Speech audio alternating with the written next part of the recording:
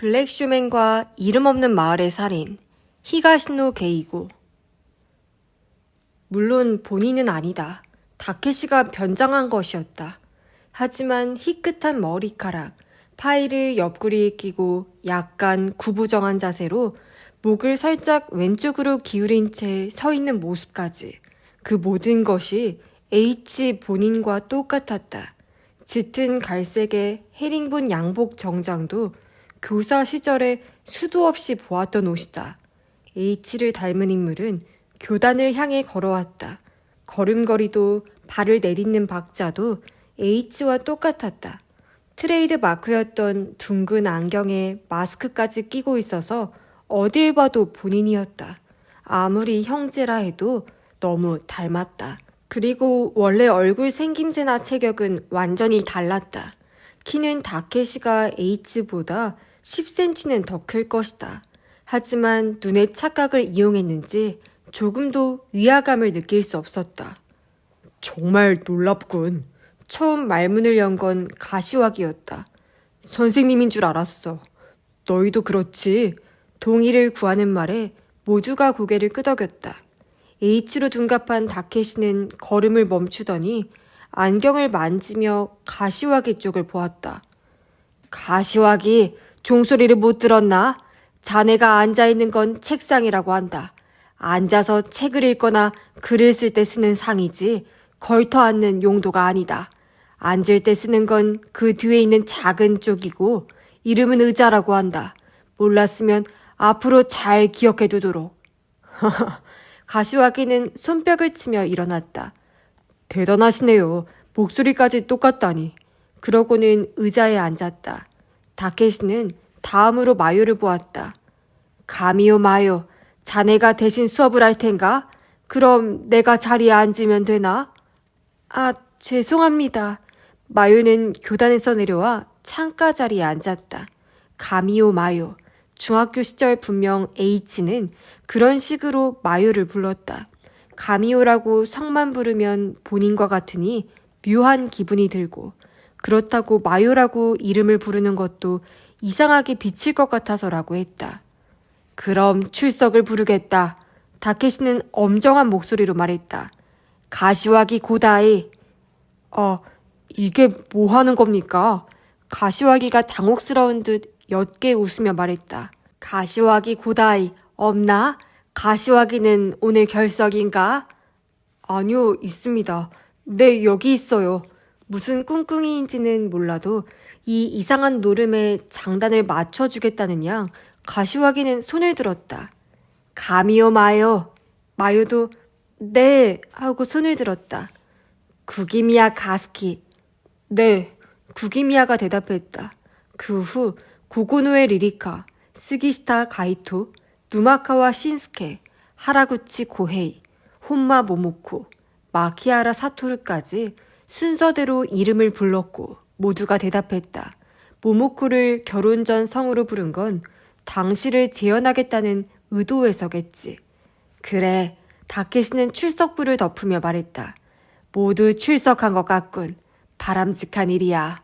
가시와기가 가미오 선생님 하고 부르며 손을 들었다. 대체 뭘 하시려는 겁니까? 다케시가 다시 모두를 둘러본 뒤 가시와기에게 시선을 고정했다.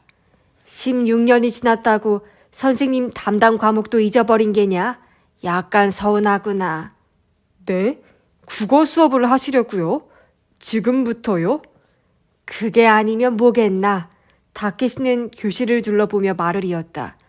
원래 오늘 동창회에 선생님도 참석하기로 되어 있었지만 생각지도 못한 사고로 이승을 떠나게 되었어. 그래도 어떤 형태로든 자네들 얼굴을 보고 싶어서 이렇게 임시 수업을 하게 되었다. 짧은 시간이지만 함께 해주면 좋겠구나. 저기 누군가가 손을 들고 말했다. 하라구치였다. 어떤 수업을 하실 건가요?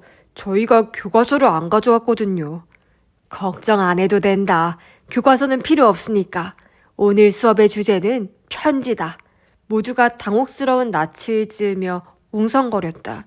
마요도 뜻밖의 전개에 도무지 사고가 따라갈 수가 없었다. 조용히, 다케시가 H의 목소리로 넌지시 주의를 주었다. 왜 편지인가? 그걸 설명하기 전에 할 말이 있다. 오늘은 스쿠미 나오야의 추모식이 열릴 예정이었지만 중지되었다고 들었다. 하지만 모처럼 이렇게 모였으니 우리끼리 소박하게 추모식을 해보면 어떨까 한다. 구기미야는 어디 있지? 오, 거기 있었군. 잠깐 일어나 보게. 다케시가 지명하자 교실 한가운데에 앉아있던 구기미야가 자리에서 일어났다. 어제 스쿠미의 어머니께서 가미오 마요에게 연락을 주셨다고 한다.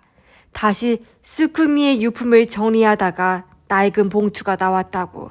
안에는 두툼한 편지가 들어있는 것 같았는데 봉투는 단단히 봉해져 있었고 받는 사람은 구기미야와 나였다. 가미오 마요는 어머님이 이걸 어떻게 하면 좋겠느냐고 물으셔서 구기미야에게 주는 게 좋을 것 같다고 대답했다고 하는데 어머님한테 연락을 받았나? 마요는 내심 당황했다. 처음 듣는 이야기였기 때문이다. 이야기를 지어낼 거면 사전에 좀 알려주면 얼마나 좋은가. 압니다. 동창회에 오기 전에 받으러 찾아갔습니다. 구기미야가 태연하게 대답하는 걸 보고 마요는 재차 놀랐다. 그럼 봉투 이야기는 어제까지 없었다. 그러면 그 뒤에 어머니가 찾은 건가? 하지만 그 사실을 다케시가 어떻게 아는 거지? 봉투에 뭐가 들었는지 궁금한데 지금 가지고 있나? 네, 여기 있습니다. 구기미야는 겉옷 안주머니에서 봉투를 꺼냈다. 받는 사람이 자네하고 나라는 건 나도 편지를 읽어도 된다는 건가? 물론입니다. 하지만 편지는 아니었습니다. 편지가 아니라고? 그럼 뭐였나? 보시면 압니다. 구기미야는 앞으로 나와 여기 있습니다. 하고 봉투를 다케시에게 내밀었다. 다케시가 봉투에 든 것을 꺼냈다. 접어놓은 종이였다. 펼쳐보니 편지지보다 훨씬 컸다. 거리가 꽤 떨어져 있었지만 마요는 그것이 무엇인지 알아봤다. 원고지였다. 장문인가? 제목은 내 친구. 그래서 자네한테 보내려고 한 거군. 미안하지만 좀 읽어주겠나? 지금 여기서요? 그래, 쑥스러워할 것 없어. 자네가 아니라 스쿠미가 쓴 글이니까. 스쿠미는 하늘에서 쑥스러워할지도 모르겠지만 오늘은 좀 참으라고 해야지. 자, 친구들에게 읽어주게. 다케시는 원고지를 구기미야에게 건넸다. 구기미야는 자리에 앉은 동창들을 보며 작게 헛기침을 하고 나서 입을 열었다. 내 친구, 2학년 2반 스쿠미 나오야. 친구가 몇이나 있냐고 물으면 많다고 대답합니다. 초등학교 때부터 나는 늘 많은 친구들에게 둘러싸여 있었습니다. 즐거운 친구, 재미있는 친구, 의지가 되는 친구. 친구는 많습니다. 모두 장점이 있습니다. 그래서 친구들에게 좋은 일이 생기면 같이 기뻐하고 싶고 만일 힘든 일이 생기면 어떻게든 도와주고 싶습니다. 그것이 우정이라고 생각합니다. 때문에 누구와 제일 친하냐고 물어보면 난감합니다. 나는 친구에게 순위를 매기고 싶지 않기 때문입니다. 저기 구기미야는 다케시를 돌아보며 말했다. 더 읽어야 하나요? 조금 더 읽어보게. 구기미야는 한숨을 내쉬더니 다시 앞을 보며 마저 읽었다. 하지만 중학생이 되어 구기미야 가스키와 만나면서 그 생각이 바뀌었습니다. 구기미야야말로 진정한 친구라는 생각이 들었기 때문입니다. 지금까지 나는 다양한 친구들을 만났지만 이 친구처럼 되고 싶다는 생각은 해본 적이 없습니다. 사람은 모두 저마다 다른 게 당연하다고 생각했기 때문입니다. 하지만 구기미야를 만나고 처음으로 이런 사람이 되고 싶다고 생각했습니다. 만화가가 되고 싶다는 강한 의지, 만화를 대하는 자세, 무엇보다 뛰어난 재능은 제가 가지지 못한 것입니다. 구기미야와 함께 지내며 그런 것들을 조금이라도 배우고 싶습니다. 고맙네. 이제 됐어. 구기미야는 안도한 표정으로 다케시를 보았다. 구기미야에게 장문을 받은 다케시는 고이 접어서 봉투에 도로 넣었다. 그리고 소중히 간직하게 라고 말하며 구기미아에게 돌려주었다. 구기미아는 봉투를 주머니에 넣으며 자리로 돌아갔다. 국어 수업은 이상으로 마친다. 다케시는 말했다. 스쿠미의 추모식도. 제법 감동적이었습니다. 이제 뭘 하실 거죠? 가시와기가 물었다. 수업이 끝나고 하는 일이 뭐겠나? 당연히 홈룸이지. 홈룸이라고요? 가시와기는 기가 찬다는 양 언성을 높였다. 반성회라고 해도 좋겠지. 졸업하고 16년이 지났어. 그간 저마다 반성할 일도 많겠지. 그런 걸 되돌아보는 시간을 가지자는 말일세. 다케시는 교단에서 내려와 가시와기의 자리로 다가갔다. 먼저 가시와기부터 시작할까? 이유는 없지? 상관없습니다. 취향이 재밌으시네요. 하지만 난감하군요. 뭘 반성하면 될까요? 딱히 생각나는 게 없는데. 가시와기는 비스듬히 앉아 통로로 내민 다리를 꼬았다. 자네한테 꼭 맞는 화제가 있지. 지역 활성화 말일세. 내 귀에도 소문이 들리더구만. 우리 고장을 위해 힘쓰고 있다면서. 당연한 일 아닙니까?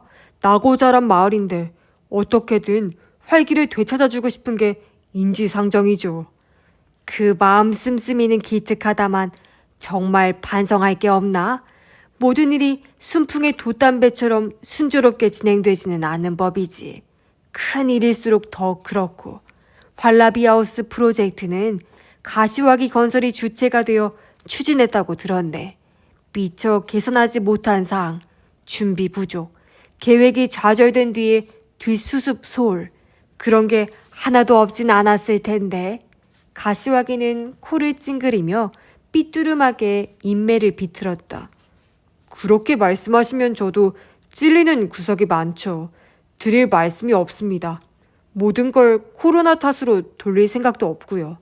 조금 더 일찍 중지 결정을 내렸으면 관련 기업이나 관계자들의 부담을 조금이나마 덜 수 있었을 거라고 반성합니다. 제법 냉정하고 객관적인 견해로구만.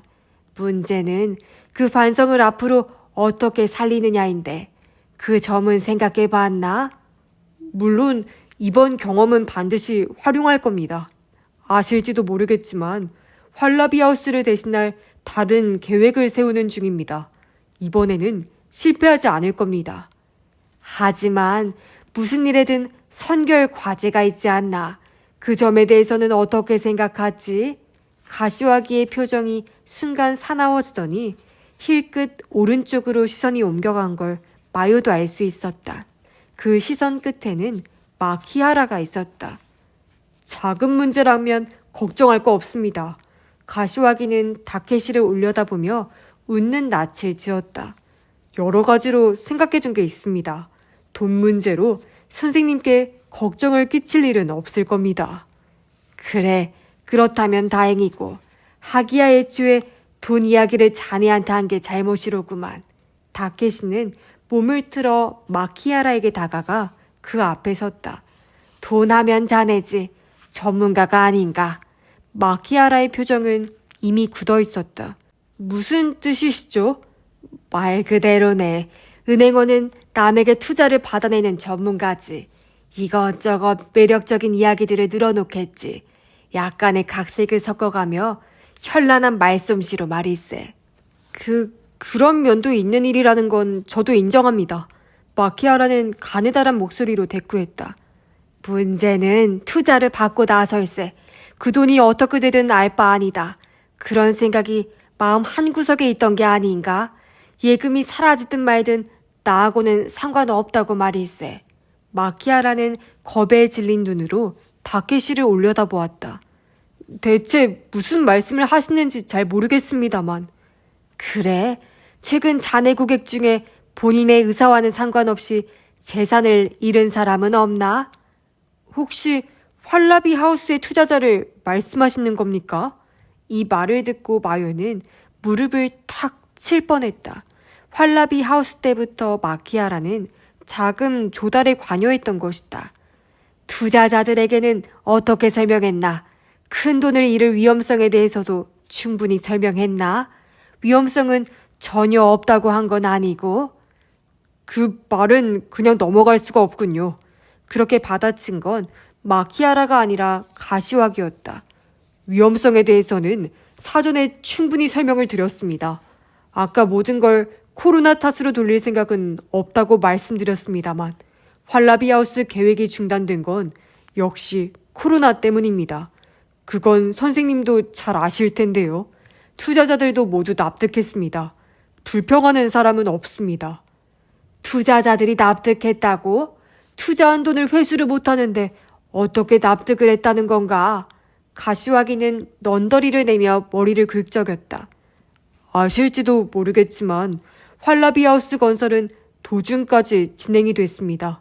거기 투입된 비용이나 중단 결정을 내린 뒤의 철거 비용은 투자자들 모두가 부담하는 수밖에 없지 않습니까? 보험 가입을 하긴 했지만 감염증에 의한 중지는 적용되지 않아서 한 푼도 받지 못했죠. 말씀드리지만 저희 회사에서도 투자했습니다. 손해를 본 건 마찬가지라고요. 투자자에게 그렇게 설명했나? 그렇습니다. 설명회도 열었고요. 모든 투자자들이 설명회에 참석했고 실제로 참석하지 않더라도 위임장을 받았습니다. 시국이 이러니 온라인으로 참석한 사람도 있고요. 그 시점에서 사망한 사람은 다케시의 부름에 가시와기의 눈빛이 돌연 매서워졌다. 마키아라 쪽을 힐끗 보더니 입술을 핥았다. 모리와키 씨를 말씀하시는 겁니까? 마요의 가슴이 세차게 뛰었다. 드디어 모리와키 가즈오의 이름이 나왔다. 게다가 가시와기의 입에서 직접 모리와키도 활라비 하우스 계획에 투자했던 모양이다. 모리와키 씨는 계획이 중지되는지 모른 채 세상을 떠났지. 당연히 설명회라는 데에도 참석하지 못했을 텐데 그에 대해서는 어떻게 대응했나? 다케시가 물었다. 그건 어쩔 도리가 없었습니다. 가시와기는 파리를 쫓듯이 한 손을 휘저었다. 그래도 가족분들에게 설명을 드릴 의무는 있지. 다케시는 마키아라를 돌아보며 말을 이었다. 모리와키 가즈오 씨의 따님이 그러시더군. 아버지 계좌에서 거액이 사라졌다고. 왜 제대로 설명드리지 않은 거지? 그게 말입니다. 마키아라의 얼굴은 살짝 상기되어 있었다. 활라비 하우스에 투자하는 건 가족들에게 비밀로 해달라고 모리와키 씨가 당부하셨거든요. 반대할 게 뻔하다고요. 투자금을 넣어둔 계좌는 가족에게 말 안 할 작정이시라고요. 비밀 계좌라. 그 역시 자네들한테 유리한 이야기로구만. 다케시는 다시 가시화기를 내려다보았다. 활라비 하우스의 초기 건설비나 철거 비용은 어쩔 수 없다 하더라도 그걸로 투자금을 모두 소진한 건 아닐 게 아닌가. 남은 돈은 어떻게 했지? 설명회에서 투자자들에게 반환 방법도 발표했을 테지만 그 자리에 모리와키 씨는 없었지. 그분이 투자한 돈은 고스란히 자네들 주머니에 남겨도 아무한테도 들킬 일이 없지. 아니, 애초에 제 경비 견적 자체에 문제는 없었나? 가시화기 건설이 주체가 되어 건물을 짓고 부수고 철거했잖아. 들인 비용은 얼마든지 조작할 수 있지. 말하자면 혼자 두는 장기나 마찬가지 아닌가. 이보쇼. 가시화기가 언성을 높이며 벌떡 일어났다. 아무리 가미오 선생님 동생이라고 해도 할 말이 있고 못할 말이 있는 겁니다. 사람이 얌전히 듣고 있으니까 아무 말이나 막 하시는군요. 우리 회사가 비용 부풀리기를 해서 청구했다는 말입니까? 말해두지만 활라비하우스는 처음부터 채산은 고려하지 않고 착수한 프로젝트입니다. 다른 회사였다면 갑절은 더 들었을 거라고요. 아무것도 모르는 주제에 아무 말이나 막 하는 거 아닙니다. 말 맞다나 나는 아무것도 모르네. 하지만 진짜 가미오 H 선생은 어땠지? 경제나 금융 문제에 정통했던 가미오 선생이라면 이 문제를 더 깊이 파헤쳤을지도 모르지. 지금 내가 말한 단순한 구조가 아니라 복잡한 음모가 얽혀있는 걸 알아챘다면, 만일 그랬다면 그 사실을 알아챈 주동자들에게 가미오 선생은 눈의 가시 같은 존재가 아니었겠나? 지금 마키아라가 떨리는 목소리로 말했다. 우리를 의심하시는 겁니까? 우리가 선생님한테 해코지를 했다고. 지금 내가 말한 추리가 성립하는 이상 그 가능성도 아예 배제할 수는 없지. 못 들어주겠군. 대체 무슨 소리를 하는가 했더니 가시화기가 짜증스레 중얼거렸다. 어처구니가 없어. 마키아라, 그만 일어나자고. 처음에는 그럭저럭 재미있게 들었는데 이딴 무리하기 짝이 없는 삼류 코미디에 장단을 맞춰줄 만큼 우리가 한가한 줄 알아? 너희도 그렇지? 다들 그만 일어나. 이게 삼류 코미디처럼 보이나? 다케시의 목소리가 울려 퍼졌다. 지금까지 냈던 가미오 H의 목소리가 아니라 그 자신의 단단한 목소리였다. 다케시는 교단에 올라가 교탁 앞에 섰다. 그리고 획 뒤돌아 겉옷을 벗었다. 그 아래에서 나타난 건 새까만 셔츠였다. 그가 다시 몸을 돌렸을 때 하얀 마스크는 검게 바뀌어 있었다. 교탁에서 물러나자 역시 검은색으로 변한 바지가 보였다. 머리부터 발끝까지 검었다. 여기서부터는 쇼타임 제2부다. 모두가 어안이 벙벙한 가운데 다케시는 우렁찬 목소리로 선언했다. 진상을 밝힐 때가 왔다. 내가 반드시 파헤치겠다. 오늘 이 자리에서 형님을 죽인 범인을. 가시화기는 기가 죽은 듯 뒷걸음질 쳤다. 갑자기 분위기 살벌해지게. 당연하지. 다른 일도 아니고 살인인데 평화로운 분위기를 바라는 게 무리 아닌가? 자, 알았으면 자리에 앉게나. 주눅든 얼굴로 가시화기는 자리로 돌아갔다. 선생님을 해친 범인을 잡겠다니 조금 더 들어보죠. 하지만 증거도 없으면서 다짜고짜 우리를 범인 취급한 겁니까? 누가 범인 취급을 했다는 거지? 단지 가능성을 제시했을 뿐이야. 아까 선보인 추리도 아주 뜬금없는 이야기는 아니었지.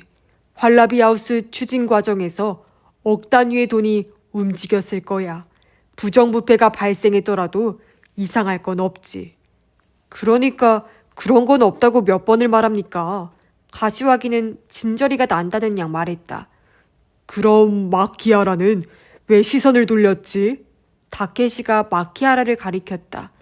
경야 때 왜 영정을 똑바로 바라보지 못한 건가? 마키아라는 눈을 끔뻑였다. 무슨 말씀이십니까? 다케시는 교실 앞에 놓인 모니터를 향해 손가락을 딱 튕겼다. 그러자 모니터에서 영상이 흘러나왔다. 화면을 본 마요는 숨을 삼켰다. 불경을 읽는 스님이 정면에서 찍혀 있었고 그 앞으로 관도 보였다. 경야 식장을 찍은 영상이다. 이내 화면에 등장한 인물을 보고 더욱 놀랐다. 상복을 입은 가시화기였다. 관 앞에 멈춰서 안을 들여다보더니 카메라를 똑바로 바라본 뒤 분양을 시작했다. 아니, 이 영상은 뭐지? 가시화기가 눈을 부라렸다. 정면에 형님의 영정사진이 있지. 눈 부분에 카메라를 설치했어. 한마디로 영정에서 본 자네들의 모습이지. 다케시는 태연하기 그지없는 목소리로 말했지만 마요도 처음 듣는 이야기였다. 어느 틈에 이런 걸 설치한 거지. 그러고 보니 경야 전에 마요가 대기실에서 노기와 이야기를 나누는 동안 다케시가 식장에 혼자 있었던 게 기억이 났다. 그때 설치한 게 틀림없었다. 그리고 카메라는 그것이다. 다케시의 방에 걸어놓은 그림에 설치해놓은 몰래 카메라다. H의 유품을 가지러 집에 갔을 때 다케시는 2층에서 내려왔다. 처음부터 카메라를 회수하는 게 목적이었던 것이다. 그게 말이 됩니까? 이런 이야기는 처음 듣는데 이건 몰래카메라라고요. 가시화기는 거칠게 항의했다. 처음 들었다고? 몰래카메라? 생트집을 잡는군. 경야와 장례식장을 카메라로 촬영한다는 이야기는 조문객들에게 사전에 다 한 걸로 아는데. 다케시의 주장에 가시와기는 분한 듯이 말을 삼켰다. 납득은 안 되지만 반박할 말이 없는 것 같았다. 당초 목적이 단순히 기록을 남기는 게 아니라 범인을 찾기 위해서였다는 건 인정하지. 분양하기 전에 시신과 대면하게 했던 것도 범인이 방심하게 만들기 위해서였지. 다케시는 좌중을 돌아보며 말했다. 형님을 살해한 범인이 조문으로 오면 시신과 대면해야 한다는 이야기를 듣고 분명 긴장하겠지. 그리고 이렇게 자기 최면을 걸 거야. 절대로 눈을 돌리면 안 된다. 그랬다가는 의심을 살 거다. 라고. 하지만 아마 범인은 실제로 시신과 대면했을 때 그다지 긴장하지 않고 안도의 한숨을 내쉬었겠지. 왜냐하면 관숙의 시신은 눈을 감고 있었으니까. 무사히 대면을 마친 범인은 분향대 앞으로 갔어. 그리고 그제야 알아챘겠지. 영정은 눈을 뜨고 있다는 사실을. 한마디로 범인에게는 분향이 더 부담스러운 일이었을 거야. 시신과 대면했을 때와는 달리 눈을 맞추는 걸 피하고 싶었겠지. 그런 거였구나. 마유는 다시금 다케시의 주도 면밀함에 혀를 내둘렀다. 시신과의 대면은 말하자면 버리는 패였던 것이다. 가시와기의 얼굴이 클로즈업 됐다. 합장을 마친 뒤 진지한 눈빛으로 뚫어져라 카메라를, 즉 영정 사진을 바라보고 목례를 한 뒤 화면에서 사라졌다. 역시 한 회사의 후계자답게 당당한 자태로군. 가미오 H의 영정 사진을 똑바로 바라보며 전혀 동요하지 않았어.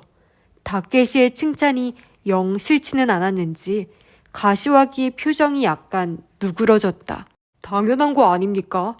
여태까지 가미오 선생님께 입은 은혜가 얼마인데 더 오래 곁에 계셔주셨으면 했는데 이렇게 되어서 너무나도 안타까웠습니다. 그런 마음을 담아서 분양했고요. 말투도 다시 정중해졌다. 그렇구만. 다케시는 다시 손가락을 튕겼다. 영상 사이즈가 원래대로 돌아갔다. 다음으로 등장한 건 누마카와였다. 그의 동작 역시 가시와기와 거의 일치했다. 가시와기만큼 강렬하지는 않았지만 영정을 바라보는 눈빛도 흔들림이 없었다. 이어서 마키하라가 나타났다. 관속을 들여다보더니 천천히 분향대로 다가왔다. 분향을 하더니 손을 모아 합장을 한 뒤 눈을 감았다. 그 얼굴이 클로즈업 된 순간 눈꺼풀이 올라갔다. 하지만 마키아라의 눈동자는 다소 아래를 향하고 있었다. 정면을 보고 있지 않다는 걸 확연히 알 수 있었다. 그는 그대로 화면에서 사라졌다. 다케시가 손가락을 튕기자 영상이 멈췄다. 어디 설명을 좀 들어볼까? 왜 영정을 똑바로 바라보지 못했지? 그런 게 아니라 분명히 제대로 봤습니다. 하지만 이렇게 영상이 남아있지 않나. 움직일 수 없는 증거가. 대답해보게. 왜 형님의 영정을 제대로 보지 못했지? 뭔가 캥기는 게 있었던 게 아닌가? 마키아라는 입을 반쯤 벌리고 고개를 가로저었다. 그렇지 않습니다. 믿어주십시오. 형님이 자네를 모리와키 씨에게 소개한 거 아닌가?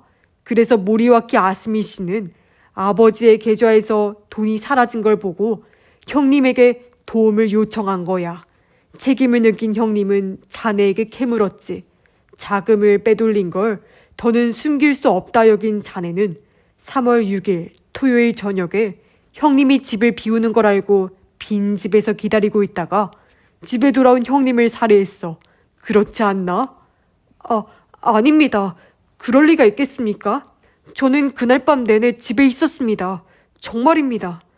그럼 모리와키 씨의 돈이 어디로 사라졌는지 이 자리에서 설명해보게. 그건... 마키아라는 망설이는 눈빛으로 가시와기를 보았다. 가시와기가 체념한 듯 한숨을 내쉬었다. 하는 수 없지. 마키아라, 왜 하필이면 경야 자리에서 수상쩍은 행동을 보인 거냐? 아니, 나는 정말로... 그만해. 이렇게까지 의심을 받았으니 전부 털어놓을 수밖에. 모리와키 씨도 용서해 주실 거야. 모리와키 씨가? 무슨 말이지? 가시와기는 다시 길게 숨을 내쉬었다. 마키아라, 설명해. 마키아라는 주저하듯 고개를 떨구더니 한숨과 함께 말문을 열었다. 가미오 선생님에게 모리와키 씨를 소개받은 것은 지금으로부터 2년 전쯤의 일입니다. 모리와키 씨는 여러 군데로 분산된 자산을 하나로 합치고 싶다고 하셔서 제가 계좌 개설 수속을 해드렸습니다. 이내 그 계좌에 입금하기 시작하셨는데 금액이 1억엔이 넘는 걸 보고 놀랐습니다. 그런 상황에서 은행원으로서 투자를 권유할 수밖에 없었죠. 하지만 모리와키 씨는 뜻밖의 이야기를 꺼내셨습니다. 자선단체에 기부하고 싶으시다는 겁니다. 자세한 이야기는 하지 않으셨습니다. 하지만 현역 시절에 해외에서 불법으로 돈 세탁을 해서 번 돈인 것 같았습니다. 그런 돈을 유산으로 가족에게 물려줄 수는 없으니까 사회에 도움이 되는 일에 쓰고 싶다고 하셨습니다. 감동적인 이야기로군. 하지만 사실입니다. 모리와키 씨는 젊은 시절에는 하이리스크에 베팅하는 게 비즈니스라고 생각했지만 나이가 들어보니 그건 엄청난 착각이었다는 것을 깨달았다고 하셨습니다. 그래서 고향으로 돌아와 사회에 공헌하고 싶다고 하셨고요. 이야기를 들은 마요는 사실일 거라고 생각했다. 다케시가 모리와키 가즈오에 대해 이웃 주민들에게 들은 이야기와도 일치했다. 그래서 활라비 하우스 투자를 권유한 건가? 다케시의 물음에 마키아라는 수긍했다. 제안을 드리자 모리와키 씨는 마음에 들어 하셨습니다. 그 돈이 지역 활성화 사업에 쓰인다면 조금이나마 죄책감을 덜 수 있을 것 같다고 하셨죠. 하지만 당신 이름이 투자자 명단에 오르는 건 싫다. 투자했다는 건 가족에게도 비밀로 하고 싶다라고 말씀하셨습니다. 그래서 가시와기와 상의해서 회원권 구입이라는 형태로 투자를 받았습니다. 2천만 엔을 지불하면 활라비하우스의 VIP 회원이 될 수 있는 제도인데 이미 가입 문의가 수백 건쯤 있었습니다. 모리와키 씨도 동의하셔서 약 500명의 가명을 써서 돈을 모두 옮겼습니다. 회원권이라면 증권이 있겠군. 그건 어디에 있지? 저희 회사 금고에 보관하고 있습니다. 지어낸 이야기가 아니라고요. 가시와리가 다소 누그러진 목소리로 말했다. 이것으로 다 해결됐다고 생각한 것도 잠시였습니다.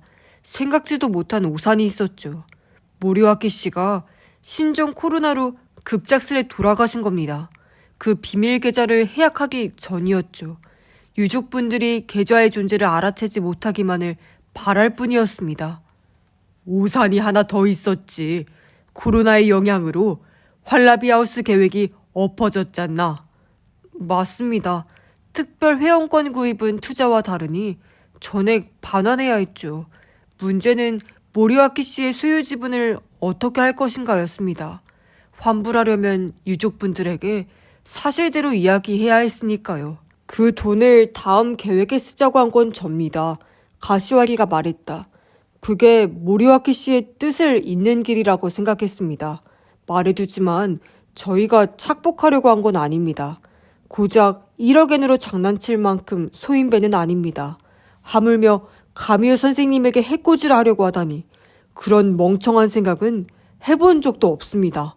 다케시는 경계하는 눈빛으로 천천히 고개를 끄덕이며 그 자리에서 서성거렸다. 이내 걸음을 멈추더니 다시 마키아라를 내려다봤다. 이 건으로 형님에게 연락한 게 언제지? 3월 6일 점심이었습니다. 6일? 형님이 살해된 날이군. 맞습니다. 선생님께서 전화를 하셨습니다. 하지만 그때는 전화를 받지 못했고 연락을 달라고 부재중 메시지를 남겨놓으셔서 제 쪽에서 전화를 했습니다. 처음에 집 전화로 하셔서 그쪽으로 걸었는데 안 받으셔서 휴대전화로 걸었습니다. 이동 중이신 것 같더라고요. 도쿄로 이동하는 중이었겠지. 뭐라고 하던가? 어제 모리와키 씨 따님을 만났다고 하셨습니다. 아버지 은행 계좌권으로 전화했다는 부재중 메시지가 있어서 선생님이 먼저 연락하셨다고 했습니다. 그 일로 자네한테 할 이야기가 있으니 만나자고 하셨습니다. 월요일 밤에는 시간이 날 것 같아서 그날 다시 연락드린다고 하고 전화를 끊었습니다. 이 이야기를 듣고 마요는 하나 생각나는 일이 있었다. 마키아라의 이름이 마에다 리스트에 있던 이유다. 경찰은 H가 마키아라의 집으로 전화한 발신 기록, 마키아라가 H의 집 전화와 스마트폰으로 전화한 착신 기록을 확인한 것이다. 통화했을 때 형님이 더 자세한 이야기는 안 했나? 네, 모리아키 씨 계좌권으로 할 이야기가 있다고만 하셨습니다. 그 말을 듣고 자네는 무슨 생각을 했나? 왠지 불안해졌습니다. 선생님이 어디까지 아시는지도 몰랐고 혹시 저희를 의심하시는 건 아닌가 하는 생각이 들었죠. 그래서 경야 때 마유에게 물어본 건가? 선생님이 자기들 이야기를 안 했느냐고. 맞습니다. 혹시라도 돌아가실 때까지 저희가 부정을 저지른다고 오해하신 거라면 마음이 좋지 않을 것 같아서요. 그래서 영정을 제대로 못 본 건가? 그럴지도 모릅니다. 무의식적이었지만요. 이걸로 우리에 대한 의심은 풀린 거 아닙니까? 가시화기가 말했다. 적어도 동기는 없어졌지 않습니까? 그래도 석연치 않다면 모리와키 씨와 함께 쓴 각서를 보여드리겠습니다. 그럴 필요는 없네. 자네들 말을 믿지. 하지만 다케시는 말을 이었다. 모리와키 씨의 사라진 돈에 대한 의혹이 풀린 거지. 가미오 H 살인사건 용의자 명단에서 제외하겠다는 말은 아니야. 어떻게든 우리를 범인으로 몰아야 직성이 풀리실 건가 보군요. 가시화기는 고개를 절레절레 저었다. 아까도 말했다시피 범인은 그날 형님이 도쿄에 간다는 걸 알고 있었어. 그리고 내가 파악한 바로는 그 사실을 알고 있던 사람은 모두 이 안에 있지. 동창회 준비 모임에서 스기스타에게 형님이 도쿄에 간다는 이야기를 들은 사람은 모모코, 누마카와 그리고 마키아라 셋뿐이야. 하지만 이 세 사람을 통해 이야기를 들은 사람이 있을 수도 있겠지. 저는 몰랐습니다. 그리고 알리바이도 있고요. 그날 밤은 지인들과 술자리를 가졌습니다. 가시화기가 귀찮은 듯 말했다. 마키아라는 어떤가? 동창회 준비 모임에 나가지 않았나? 나가기는 했지만 스기시타에게 들은 이야기는 까맣게 잊고 있었습니다.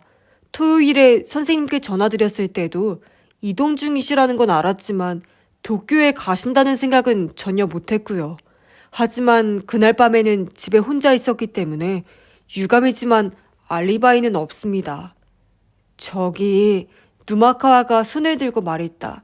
3월 6일 토요일에는 여느 때처럼 가게에 있었습니다. 직원들도 같이 있었으니까 물어보시면 될 겁니다. 손님들도 기억하고 있을 테고요. 저는 지인들과 마작을 했습니다. 하라구치가 말했다. 형사님에게도 이야기했고요. 마요 뒤에 앉아있던 모모코가 등을 쿡 찔렀다. 난 알리바이가 없는데 어떡하지? 선생님이 도쿄에 가시는 것도 알았고. 모모코는 마요의 귓가에 속삭였다. 가만히 있어도 돼. 마요도 수군거렸다. 삼촌은 너 의심 안 해. 그럼 다행인데. 다케시는 책상 사이를 오가며 말했다. 다른 사람은? 알리바이가 있는 사람은 또 말해보게. 어떻게 된 거지? 벌써 끝인가? 누군가가 쓱 손을 들었다. 고고노의 리리카였다. 다케시는 일단 걸음을 멈춘 뒤 그녀에게 다가갔다. 알리바이는? 있습니다. 리리카는 다케시의 얼굴을 보지 않고 시선을 정면에 고정한 채 대답했다. 이미 경찰에도 말씀드렸습니다. 그리고 가미오 선생님이 3월 6일에 도쿄에 가신다는 건 금시초문이고요. 동창회 준비 모임에 나갔던 사람들에게 물어보세요. 저에게 이야기한 사람이 있는지요. 다케시는 리리카의 옆모습을 바라보았다. 3월 6일에 어디 있었죠? 그건 말씀드릴 수 없습니다. 제 사생활에 관련된 일이라서요. 어떤 사람과 어떤 곳에 있었다고만 말씀드리죠. 그 사람의 이름도 가르쳐 줄 수는 없나? 죄송합니다. 하지만 어디 그래서야 알리바이라고 할 수 있나? 어떤 사람과 어떤 곳에 있었다는 말만 가지고 말일세. 경찰에 어떤 식으로 이야기했는지는 모르겠지만 나에게 자네는 여전히 용의자일세. 그것도 아주 수상하기 짝이 없는 용의자지. 고고노의 리리카는 그제야 다케시를 향해 고개를 돌렸다. 제가 가미오 선생님을 죽였다면 그 동기는 뭐죠? 동기? 그런 건 밝혀지지 않아도 아무 상관없어. 미스터리 소설의 탐정이라면 동기를 통해 진범을 밝혀내는 게 정석이겠지만 현실의 경찰은 그런데 신경도 안 써. 과학수사로 범인을 체포하면 붙잡아 놓고 천천히 본인의 입에서 동기가 되었든 뭐가 되었든 불게 하면 그만이라고 생각하니까. 어떤가? 3월 6일 밤에 어디 있었는지 혹은 누구와 함께 있었는지 둘 중 하나라도 좋으니 말해주겠나? 마음에 뭔가 갈등이 생겼는지 고고노의 리리카는 입을 다물었다. 그러자 그녀의 옆자리에 앉아있던 구기미야 가스키가 쓱 다케시를 올려다보았다. 접니다. 뭐라고? 다케시가 되물었다. 고고노에 씨가 그 시간에 만났던 사람이 접니다. 저와 같이 있었습니다. 이 말을 들은 주변 사람들은 복잡한 표정을 지었다. 어젯밤 마요처럼 역시나 하는 마음과 뜻밖이라 생각하는 마음이 맞물려 있는 게 아닐까? 구기미야는 고고노의 리리카에게 마음이 있을 테지만 리리카가 구기미야와 가까이 지내는 건 어디까지나 일 때문임이 분명하다는 생각이 머리에서 떠나지 않을 테니까. 정말 그런가? 다케시는 고고노의 리리카에게 물었다. 리리카는 떨떠름한 표정으로 작게 고개를 끄덕였다. 그런 건가? 다케시는 오른손으로 눈을 가렸다. 생각에 잠긴 것일 수도 있겠지만 뭔가 고뇌하는 것처럼도 보였다. 이내 손을 내리더니 다케시는 허공을 보며 크게 심호흡한 뒤 구기미야를 보았다. 아까 그 장문을 떠올렸네. 자네는 스쿠미의 유지를 이은 모양이야. 우정을 소중히 여기는 거지. 하지만 잘못을 저지른 이를 감싸는 행위는 우정이라 할 수 없네. 때로는 내칠 줄도 알아야지. 구기미야의 얼굴에 당혹스러운 빛이 어렸다. 무슨 말씀이시죠? 다케시는 리리카 앞에 서서 얼굴을 들여다보았다. 역시 자네는 시즈카가 아니야. 네? 진짜 시즈카라면 노비타를 배신하는 짓은 안 하지. 그러더니 다케시는 걸음을 옮겼다. 그가 멈춰선 곳은 스기시타의 앞이었다. 데키스키와 불륜 같은 건 안 하겠지. 스기시타는 감전된 사람처럼 눈을 부릅뜨고 허리를 곧주 세웠다. 무슨 소리를 하시는 겁니까? 자네의 알리바이는 어떤가? 3월 6일 토요일 밤에 어디에 있었지? 대답할 의무는 없습니다. 목소리가 갈라졌다. 하지만 경찰에는 대답하지 않았나? 자네한테도 알리바이를 물어봤을 거 아니야. 뭐라고 대답했나? 아니면 대답하지 못했나? 왜지? 그것도 말 못하겠나? 스기스타는 고개를 떨구더니 입을 다물었다. 얼굴이 꼭 실룩거리는 것 같았다. 마요는 다시금 혼란에 빠졌다. 데키스기도 도라에몽에 등장하는 캐릭터 중 한 명이다. 성적도 뛰어나고 못하는 운동이 없는 노비타에게 열등감을 안겨주는 모범생이니 분명 스기스타와 비슷하기는 하다. 그런 스기스타와 고고노의 리리카가 불륜? 지금까지 다케시와 나눈 대화에서 한 번도 나온 적 없던 이야기였다. 그런 중대한 사실을 왜 지금까지 말 안 해준 거지? 아니, 그 전에 다케시는 어떻게 이 일을 알아챈 걸까? 다케시는 두 손으로 스기스타의 책상을 짚었다. 그럼 내가 대답해주지. 토요일 밤에 고고노의 리리카와 같이 있던 건 구기미야가 아니라 자네야. 장소는 러브호텔. 그렇지? 이 말은 방금 전 구기미아의 발언보다 주변인들에게 더 큰 파장을 불러일으켰다. 그것을 증명하듯 하라구치는 덜컹 소리를 내며 의자에서 반쯤 일어났다. 정말 어처구니가 없네요. 대체 무슨 소리를 하나 했더니 리리카는 책상을 쾅 내리치며 벌떡 일어났다. 가시화기 씨 말이 맞았어. 이런 삼류 코미디를 보고 있던 시간이 아깝네. 바로 갈 걸 그랬어. 아니, 삼류 코미디라는 말은 철회하지. 가시화기가 손을 쳐들며 말했다. 아주 재미있어졌는데 끝까지 들어봐야겠어. 마음대로 하시든지 난 가겠어. 리리카는 성큼성큼 걸음을 옮겼다. 지금 도망치면 결백은 증명하지 못할 텐데. 다케시는 리리카의 뒷모습을 향해 말했다. 그래도 상관없나? 리리카는 걸음을 멈추고 뒤돌아 다케시를 노려보았다. 나는 알리바이가 있다고 했잖아요. 그래, 자네는 있을지도 모르지. 러브호텔의 방범 카메라 영상에 차를 운전하는 영상이 찍혔을 테니까. 하지만 그는 스기스타가 타고 있는 모습이 찍혔나?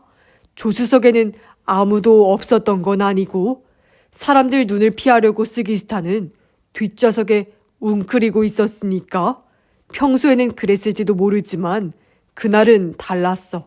실제로 그 차에 다른 사람은 없었지. 다케시는 시선을 돌려 스기스타를 보았다. 스기스타가 러브호텔에 도착한 건 고고노에가 도착한 지 1시간쯤 지나서였어. 그때까지 어디서 뭘 하고 있었지? 내 추리를 말해볼까? 스기스타는 가미오 H의 집에 가서 집주인이 돌아오기를 기다렸어. 그리고 귀가한 가미오 H에게 달려들어 목을 졸라 죽였지. 스기스타가 눈을 까 뒤집으며 입을 벌렸다. 아닙니다. 대체 무슨 소리라는 겁니까? 자네는 전날인 토요일에 형님에게 안부 전화를 했다고 했어. 다케시는 아랑곳하지 않고 말을 이었다. 그때 형님이 도쿄에 괜찮은 호텔이 있는지 물었다는데 그 외에도 들은 이야기가 있지 않나? 바로 고고노의 리리카와의 관계였지. 어떻게 알았는지는 모르겠지만 자네들의 관계를 한 형님은 그런 짓은 그만둬라. 계속 만날 거면 부인에게 말하겠다고 했어. 이대로라면 나는 파멸이다. 그렇게 생각한 자네는 형님을 살해하기로 결심했지. 마유의 심장이 쿵쾅거렸다. 설마 그런 일이... 허튼 소리 마시죠. 스기스타는 두 손을 책상으로 내리치며 일어났다. 그랬을 리가 있습니까? 운 좋게 범행에 성공한 자네는 고고노에가 기다리는 러브호텔로 가서 일의 전말을 보고했어. 고고노에는 사람을 죽이고 격앙된 자네를 다정하게 위로해 주었을 테고. 그만 좀 하시죠. 제정신이 아니군요. 스기스타의 성난 목소리를 무시하고 다케시는 리리카에게 다가갔다. 러브호텔에 간 건 알리바이 확보를 위해서가 아니니 사람들에게 불륜을 들키고 싶지 않았던 스기스타는 경찰에 사실대로 말할 수가 없었어. 하지만 자네는 같이 간 사람만 밝히면 자신의 알리바이를 주장할 수 있을 거라고 생각했지. 스마트폰에 위치 정보도 남아있으니까 말일세. 그래서 구기미아를 이용하기로 생각했지. 다케시는 뒤를 돌아봤다. 그렇지. 자네는 고고노의 부탁으로 거짓말을 했어. 사실 자네는 집에 있었고. 아닌가? 구기미아는 대답하지 않았다. 씁쓸한 표정으로 리리카를 보더니 시선을 떨구었다. 다케시는 다시 스기스타 앞으로 돌아와 그를 가리켰다. 자네가 형님을 가미오 H를 죽였어. 인정하나? 아닙니다. 제가 아닙니다. 스기스타는 괴로운 듯 몸부림을 치며 얼굴을 구겼다. 리리카, 고고노에와 같이 있었던 건 인정합니다. 하지만 선생님을 해친 건 제가 아닙니다. 정말입니다. 믿어주십시오. 금방이라도 울음을 터뜨릴 것 같은 스기스타를 다케시는 냉철한 눈으로 가만히 바라보더니 고개를 끄덕이며 교단으로 다가갔다. 스기스타의 태도를 보니 꽤나 신빙성이 있군. 저게 연기라면 배우를 해도 되겠지만 그래도 가능성은 배제할 수 없지. 그렇다면 또다시 인간의 무의식에 물어보는 수밖에 없겠군. 다케시는 모니터를 보며 손가락을 튕겼다. 다시 영상이 흘러나왔다. 아까는 경야였지만 이번에는 장례식장이다. 승려의 위치가 바뀌어서 마요는 바로 알아봤다. 스기스타가 나타났다. 관 앞에 있다가 분향대로 이동했다. 얼굴이 클로즈업 됐다. 스기스타는 영정을 올려다보며 분향을 한 뒤 손을 모아 합장했다. 그리고 다시 영정을 바라보며 목례한 뒤 화면에서 사라졌다. 마요의 눈에 그의 시선은 똑바로 영정을 바라보고 있는 것처럼 보였다. 다케시는 영상을 정지하고 일동을 둘러봤다. 여러분의 의견을 들어보지. 지금 영상을 보고 어떤 느낌을 받았나? 혼마 모모코? 갑작스레 지목당한 모모코가 긴장하는 기척이 느껴졌다. 제가 보기에는 스기스타가 똑바로 영정을 본 것 같았어요. 그래, 다른 사람들에게도 물어보지. 하라구치는 어떤가? 제 눈에도 그렇게 보였습니다. 시선을 돌리거나 하지는 않은 것 같습니다. 동감입니다. 가시와기가 손을 들며 말했다. 그렇군. 다케시는 스기스타에게 다가갔다. 영정을 바라보는 자네 시선에서 떳떳지 못한 느낌은 받지 못했다. 다들 그렇게 생각하는 모양이야. 당연하죠. 죄를 지은 게 없으니 거리낄 게 없습니다. 죄를 지은 게 없다 알아. 불륜 정도는 은사의 얼굴 보기 부끄러운 일이 아니라는 거군. 스기스타는 겸연쩍은 표정으로 고개를 떨궜다. 다케시는 그 어깨를 툭 치며 그만 앉아도 되네 라고 말한 뒤 고고노의 리리카 앞으로 걸어갔다. 그럼 가짜 시즈카는 어떨까? 장례식 때 영정을 똑바로 보았을까? 확인해보면 아시겠죠. 다케시를 노려보며 리리카는 딱 잘라 말했다. 그렇게 하지. 다케시는 다시 손가락을 튕겼다. 영상이 재생되기 시작했다. 이내 고고노의 리리카가 화면에 나타났다. 흡사 패션 모델처럼 당당한 자태였다. 여유가 느껴지는 걸음걸이로 관 그리고 분향대로 이동했다. 이미 그녀의 시선은 영정을 바라보고 있었다. 정중한 동작으로 분향을 한 뒤 합장했다. 손을 내리고 다시 영정을 올려다보았다. 그 서글픈 표정에서는 다소 자기적인 느낌이 들었지만 결코 시선을 돌리지는 않았다. 영상이 정지하자 리리카는 여발한 듯 보신이 어떠신가요? 하고 물었다. 완벽하군. 배우가 따로 없어. 이 말에 리리카는 순간 눈살을 찌푸렸지만 이내 미소를 머금었다. 무슨 뜻인지는 모르겠지만 칭찬으로 받아들이죠. 왜 처자식이 있는 남자를 연애 대상으로 삼았지? 자네답지 않은 것 같은데. 연애라니요. 비즈니스 파트너일 뿐입니다. 역시나. 다케시는 스기스타를 돌아보며 말했다. 스기스타의 회사에서 계획하는 환뇌 라비린스 온라인 게임에 관한 비즈니스겠지? 리리카의 눈썹이 꿈틀거렸다. 잘 아시네요. 컴퓨터 업계 전문가 지인한테 들었네. 활라비 게임화에 몇몇 IT 업체가 나섰다고 말이야. 스기스타의 회사도 그중 하나고. 이봐, 난 그런 이야기 금시초문인데? 가시와기가 끼어들었다. 가시와기 씨한테 이야기할 의무는 없지. 아무 상관도 없는 사람인데. 뒷자리에 앉아있던 모모코가 앞을 보며 아! 하고 낮게 소리쳤다. 마요는 고개를 들었다. 정지되어 있던 영상이 어느샌가 다시 재생되고 있었다.